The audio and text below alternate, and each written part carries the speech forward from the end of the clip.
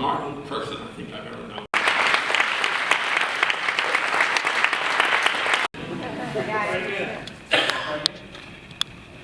How lucky am I to have had a mentor? Exactly the same emotion that comes out when he communicates. And I remember meeting him as an 8th grader, maybe 7th grade going into 8th grade, and being overwhelmed with his passion and his conviction and his love of life and art. So I can tell you, beyond the music, one of the most important moments in my life was meeting Richard Albert.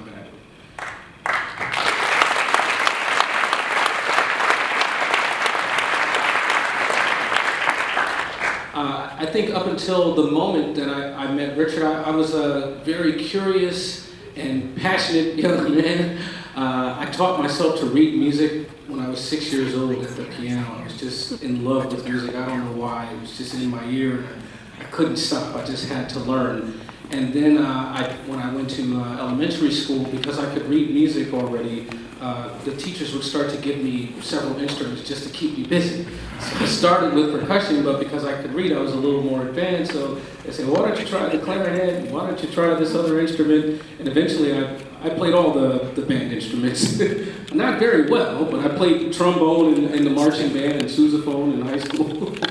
But I do think without having incredible mentors like John Antonio, who's another incredible influence, and the great Mark Foster is here, I would have been someone with a lot of potential, like a lot of people in our communities who never had the opportunity to realize that potential. So it begins with having people who care, who see you for who you really are. It's not always about you, actually, right? It really takes people who can see you, who care about you, who are dedicated to unlocking that potential in you.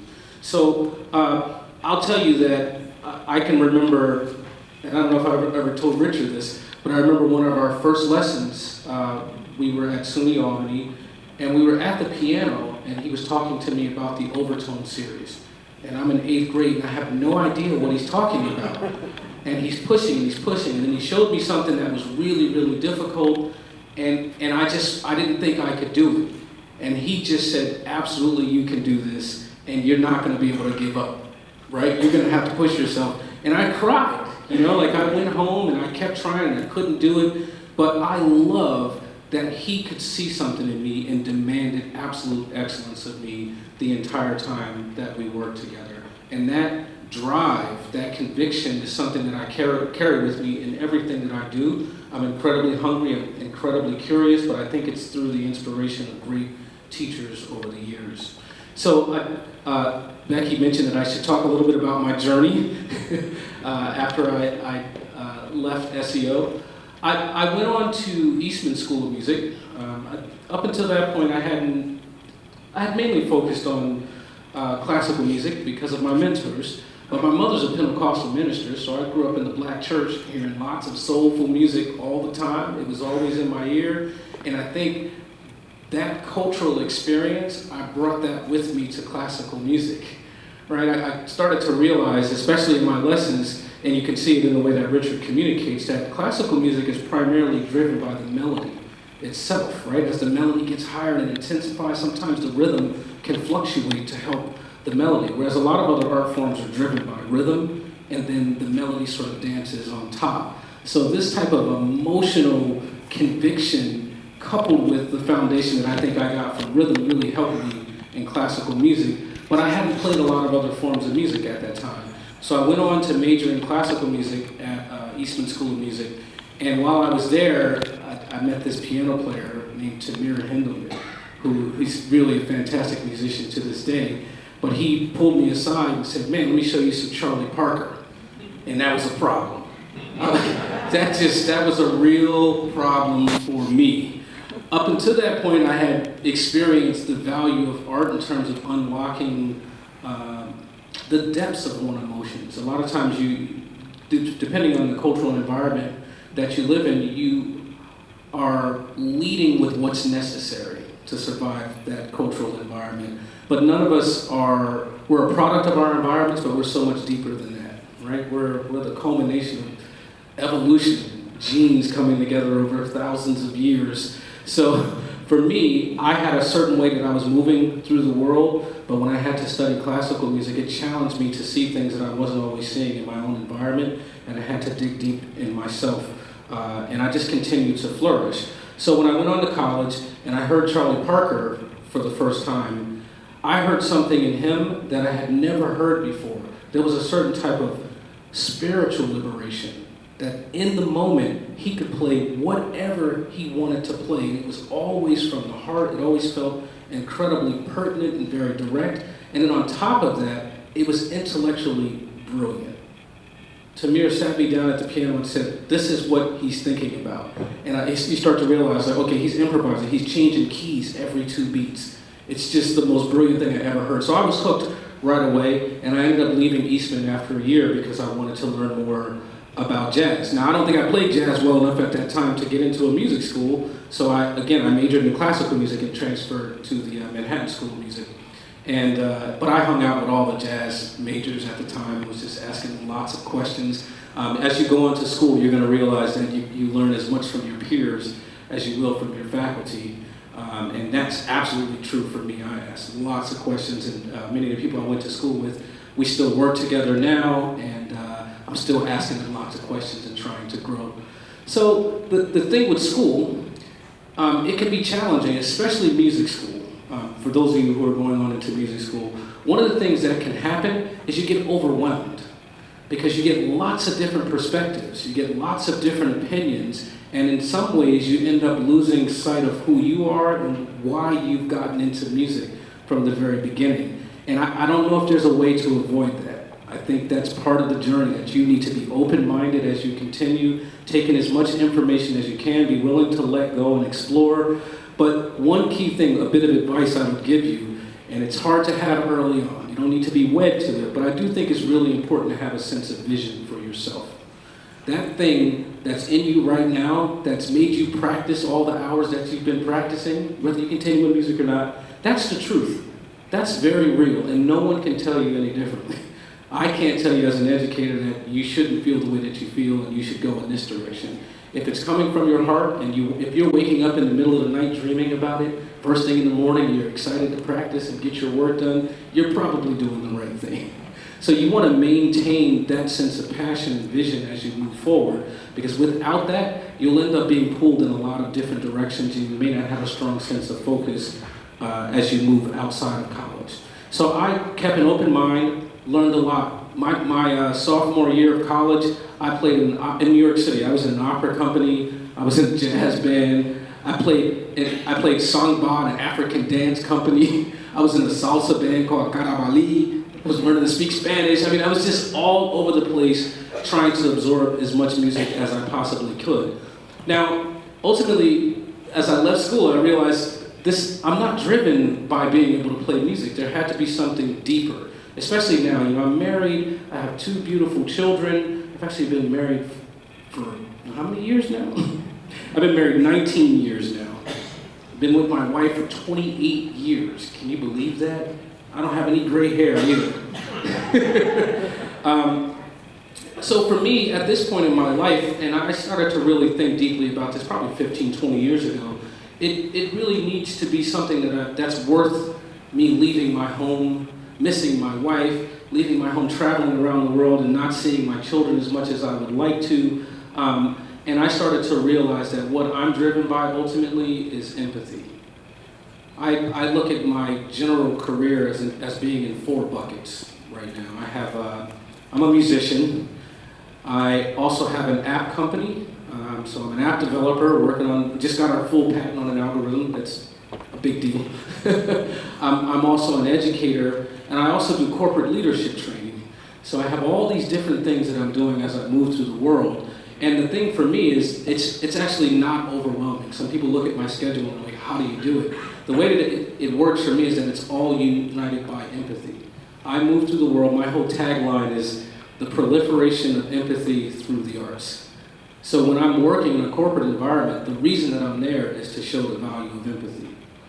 And I know that my training in music helped unlock that in me, because as musicians, you're actually being trained to listen and to understand, more so than what you're doing when you're learning to play your instrument. That's just a tool. I mean, how crazy is this? It's just a bunch of metal and wood.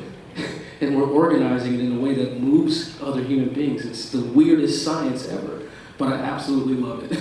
So having that type of focus and vision is what makes it possible for me to continue to wake up in the middle of the night and be driven. I was up at 6 o'clock this morning working on the algorithm, and right to the last second, it was, oh no, I gotta get out to practice. But I understand that the algorithm that I'm working on right now ultimately is about ear training, which is about increasing people's ability to understand one another, right? So what I do as an educator, the philosophy at Manhattan School of Music, I'm the Associate Dean and Director of the Jazz Department at Manhattan School of Music. Our whole philosophy in that department is ultimately everything begins with listening first. And why is that important? It's because I think as artists, it's very important to understand that no one owes us anything, right? No one has to come and support you because you're so great, right? We, like a cook, like the president, like the mayor, we all have to serve a function in society.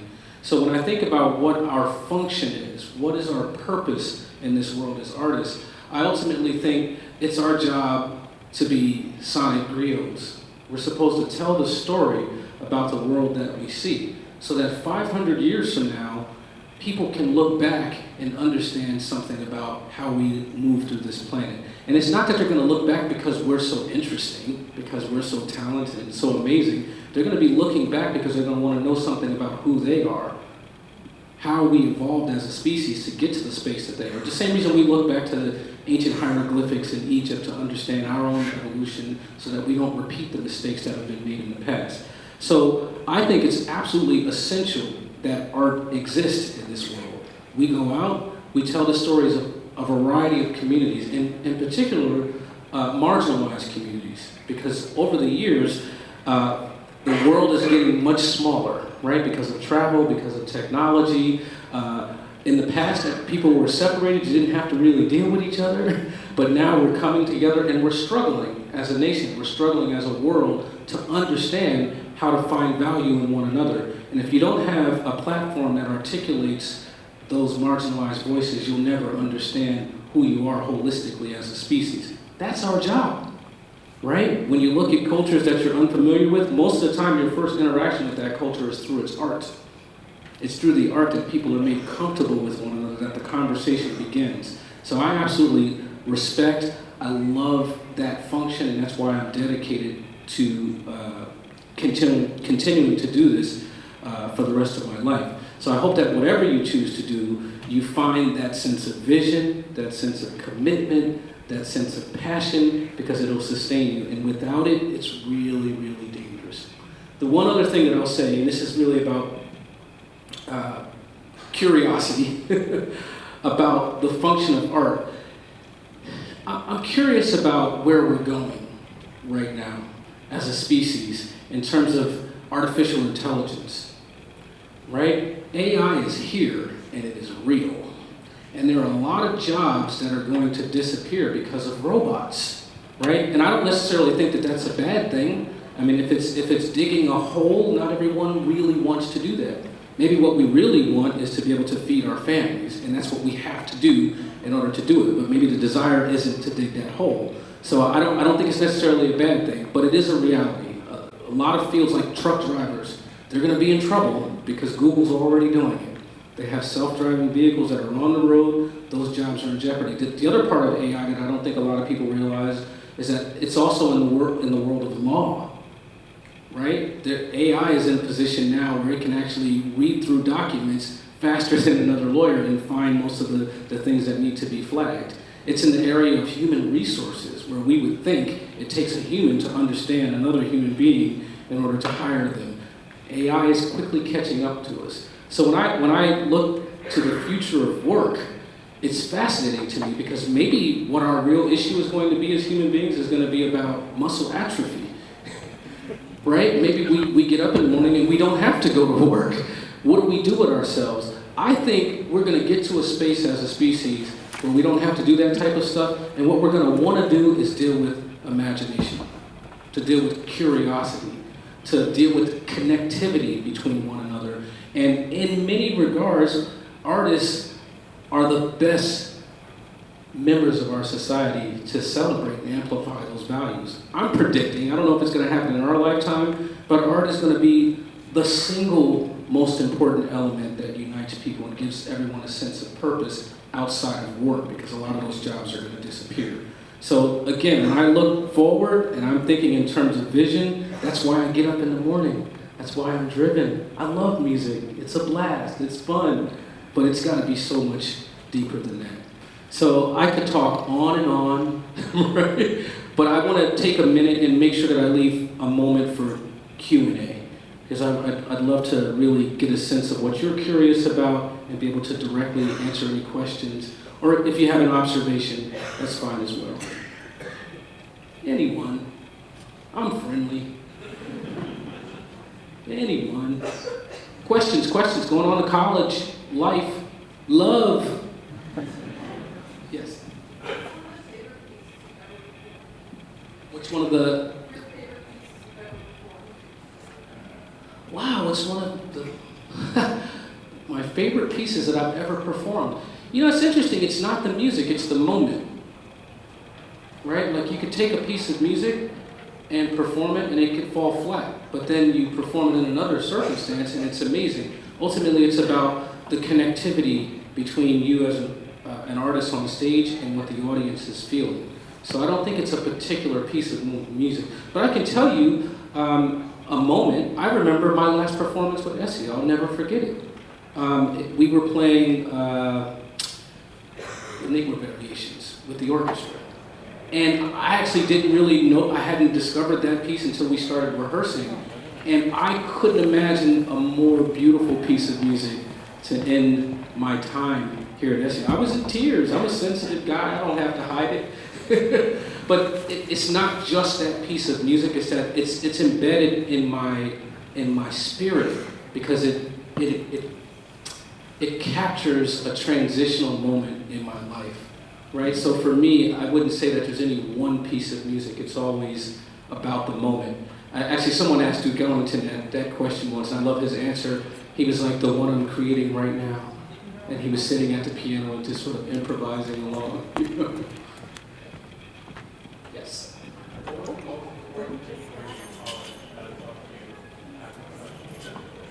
As a professional musician, the question is, what was the most important thing I learned in college that helped me as a professional musician? Wow. I don't know if I learned it in college, but it's perseverance. I mean, I'm the nerdiest person on the planet in terms of music theory. I see Matt Ward, that's my man. That guy, we were in SEO together, and I'm mad at him still because he was like 4 years younger than me. He beat me in an audition. I'll never forgive him. I think it's perseverance. You know, I learned it in music, but I also learned it. I was a wrestler. I was a captain of the wrestling team, and I think that's sort of learning how to fight and not give up. Learning that you're gonna fail, right? And there was blood on the vibraphone in the practice room in college. You know what I mean? The fingers are cut open, and what are you gonna do about it though? Are you gonna wrap them up? Are you gonna get back up? Are you gonna keep fighting? And I found that being pushed to my limit was something that I got from being in a conservatory environment. I'm not sure that every field pushes people like that, but the field of art, and this is part of the reason it's so critical in education, is that you can have a really brilliant young person who can go into a field of study, to go into a class, and there's a right answer. And maybe that kid says, oh, the answer is just this, and they're not really challenged by it. With music, you'll never get to the right answer.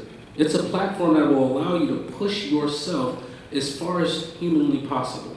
So I think being in a conservatory, I'm glad that I made the decision to go to a conservatory. It's not for everyone, but for me, I was really able to immerse myself. And again, there were lots of tears. There were lots of moments of doubt, and I wasn't sure, but I just knew that this is what I get up every morning. I get up in the morning, I'm dreaming about it. Like, I have to figure this out.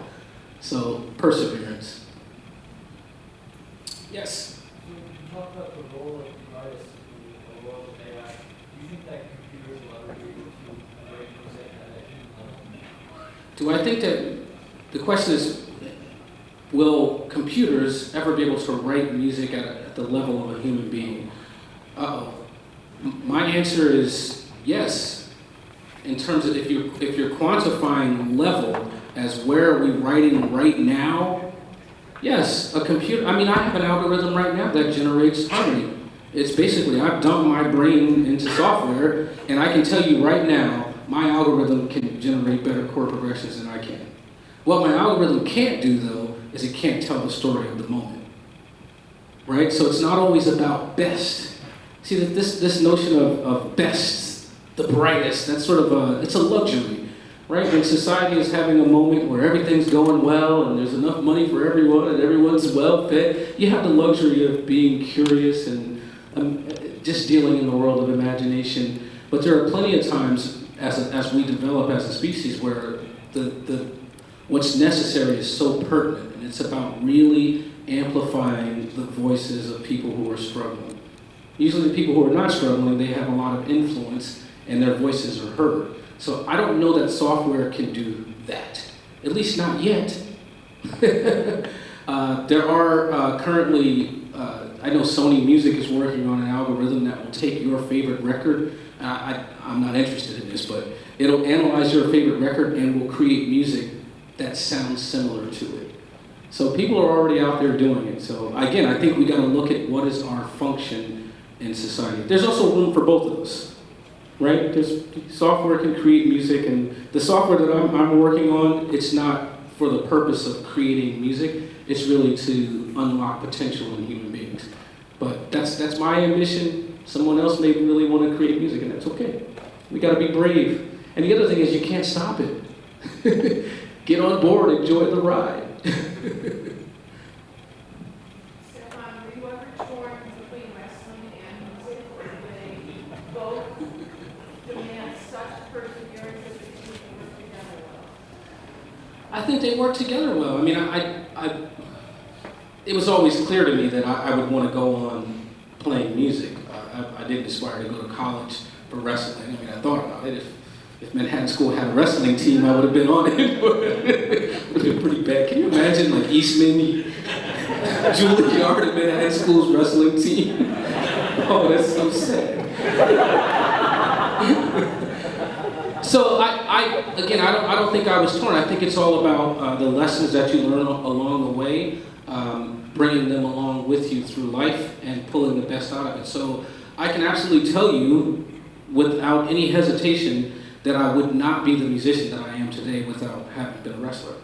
There's no question about it. The physical nature of this instrument, the ability to survive touring and to be able to take care of yourself, I learned all of that from being a wrestler. Issues of diet, I mean, I'm not doing so well. But it works hand in hand. And I encourage students to not be one-dimensional, right? I mean, the platform of music, it's just a platform. It's more important to have something to say. That whole thing of level, I don't know. It's not about being the best. It's much more about being the most articulate, which is much better than being the best. Do you have any advice for those who are going on to college but not necessarily majoring in music, and on how to maintain their musical presence for the rest of their life? Yeah, so the question is for those who are going on to college but not studying music. I mean, I want you to really appreciate the value of your education in the arts, because it's not just that it's going to help you become a professional musician or not. It's going to help you become a more creative human being. It's going to make you a more empathetic. It already has made you a more empathetic human being. How many of your friends who didn't have any involvement in music have spent hours and hours practicing listening? You have. You've been in front of an amazing conductor who told you, no, pay attention to these other people. You need to be balanced with them. Oh, you're a little sharp, you're a little flat. It's a science of communication. It's a science of empathy. So as you move forward, whether you become a lawyer, whether you become a chef, it doesn't matter. Empathy is an incredibly valuable asset. So it's not always about playing the instrument. I hope that even if you never play your instrument again, you, like my love for wrestling, you always carry the truth of what you learned in music and you celebrate that. And because by doing that, as someone who may not be a musician, you help create opportunities for other people to have exposure. And it's absolutely critical. In fact, you know, I have these notebooks. You know, I buy these 500-page notebooks, and I just write down my thoughts. And hundreds and hundreds, thousands of pages of musical notes. 90% of it is trash. Didn't add up to anything, but that 10%, it was worth it. So I can tell you, 13 years ago, I had one of those notebooks, and on page 1, I wrote a statement that changed my life. I wrote down, I am not a musician. I have a gift which happens to manifest itself well in music. And by writing that down, I gave myself permission to start to dream off of the bandstand. And from that moment on, my life has been phenomenal. It was good then, but I just feel like I'm moving closer and closer to realizing my potential. I know none of us will ever fully do that, but I got off of the bandstand, and that's when I started to say, you know what, maybe I could develop an app. Maybe I could create a fully integrated college curriculum. Why not? Maybe I could do corporate leadership training, right? But it took dreaming away from thinking about careers in this one-dimensional way of thinking. I mean, there were years where I made the majority of my income not playing, actually, talking, or working in software and things like that. But it's not about money, right? In that sense. Yes. I wanted to ask you if you had experience touring when you were at SEO, and how that informed you or helped you as a musician. Absolutely. The question is if I had an experience touring while I was with SEO that helped shape me as a musician. Again, it's all so much bigger than music. That's the thing. I remember I won the Concerto competition. I was in 9th grade after studying with this guy for a year, and we went to Hungary. Now, I grew up in Morton Ave and on Orange Street in Albany, you know, not the wealthiest communities, and I had exposure to lots of love, lots of compassion, but also challenges. And I think at that point, you don't understand the challenges, and sometimes you sort of, you think that you can't get past them. We went on tour to Hungary, and I saw a level of poverty that was so much deeper than anything I had ever experienced, that it took me a long time to really recover from seeing that. But it also helped me so that when I came back, I began to understand the benefits of what I had in my own community, and I became very grateful for everything that I had in my community. I have no regrets, and I wouldn't change a single thing. So it wasn't about music, but I think having exposure helped reshape my perspective of the options that I had available to me, and I began to work with a new kind of fervor after traveling. Yes? If you're a reader, is there something that you can recommend for summer reading, whether it's for people in transition, maybe from high school to college, or just for any of us? Well, I do like to read. I like science, actually. So I'm trying to think of a book that might be really interesting. Well, I'm not finished with it, but I just started a book called Sapiens by Yuval Harari. Anybody know this book? Yeah, it's pretty interesting so far. It's sort of the history of mankind. And one of the things that I found fascinating early on is he posed the question of why were we successful? Why are Homo sapiens successful over the Neanderthal and other, because it's not like we were the only form of human beings, right? There were lots of us in different shapes and forms, but what separated us? It's absolutely brilliant and directly related to art. His theory is that there's a number, which he says is about 140, where groups of beings could gather and they can communicate with each other, and they feel a sense of connection based on the land, based on the food that's there. But meanwhile, 3 miles away, there might be a completely different village, no trust. I don't know who you are, I don't know how you're hunting. If you come over here, we're gonna fight. I'm gonna protect. So the number he's saying was about 140. Homo sapiens were the first to be able to unite in large numbers. And the reason we were able to unite in large numbers is because we're the first who can imagine something that's not real. So when you look at the idea of, here's my food, here's my family, if you come into this sphere, I'm going to fight you, I don't know anything about you. He's suggesting that, well, they created concepts, not to be controversial, but the evolution of the concepts of God, right? Or different, it wasn't our ability, our mastery of agriculture, it was our ability to imagine an idea and share that idea and create unity through our imagination that made us dominant over every other form of human being.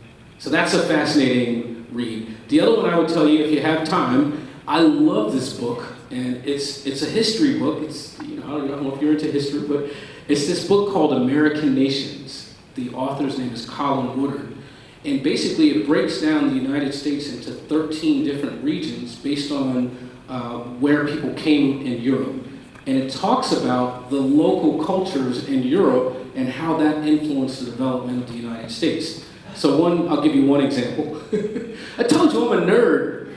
Love this. So I'll give you one example. He talks about the Scottish and how, they're north of England, and they're constantly at war, and they were constantly moving from place to place, right? Because the cities are being bombed, and they don't want anything to do with the British Empire. We don't want to follow your rules or anything like that. We're independent. So when they came to the United States, because they were so independent, there was only a few areas that were very tolerant, and it would have been through Philadelphia where the Quakers were. The Quakers were really open-minded and liberal, and so the Scots came in through Pennsylvania. Now when they got there, because they're independent people, they don't trust the police, they don't trust government. They said, you know what? You guys have too many rules. We're going to pack up our stuff and we're going to walk deeper into Philadelphia, right? So into Pennsylvania. So they ended up walking into the mountains, and wherever they dropped their stuff, that was their home.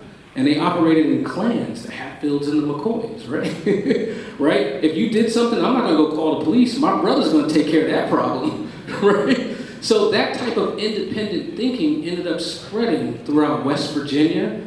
These are the Scots and the Irish, right? And they became the culture of Appalachia. So this sort of independent thinking, I'm going to do what's best for my family, is not the same case when you go to Mississippi, those are sort of the second sons of the people from England, right? It's a different psychology. So when you look at West Virginia, that's why it's a swing state. That's why they voted for Barack Obama and they voted for Donald Trump. Because they're going to say, well, basically, I'm going to vote for whatever I think is in my best interest. You're not going to swing me one way or the other, even though it's considered a swing state, because it's that independent thinking. The other thing about it that's fascinating is that culture is the culture that's prevented the spread of slavery across the United States, because it's north of the Deep South. And when they wanted to spread slavery north, they had to go through West Virginia. They had to go through Appalachia. And they said, you're not coming through my land. This is my family's land. I don't care what you believe in. What I believe in is my family. So that's an amazing book for me. It talks about the history of Texas, of California, of how Seattle was developed. So as I travel a lot, it's made me a much more empathetic human being. I'm not quick to judge. I'm quick to understand. And reading books like that help me maneuver through the world. And the biggest thing that it does for me, it helps me have deeper experiences. Because if you're closed-minded when you move through this world, there could be an amazing experience lying right in front of you, but you're not open to it. So that's another fantastic book.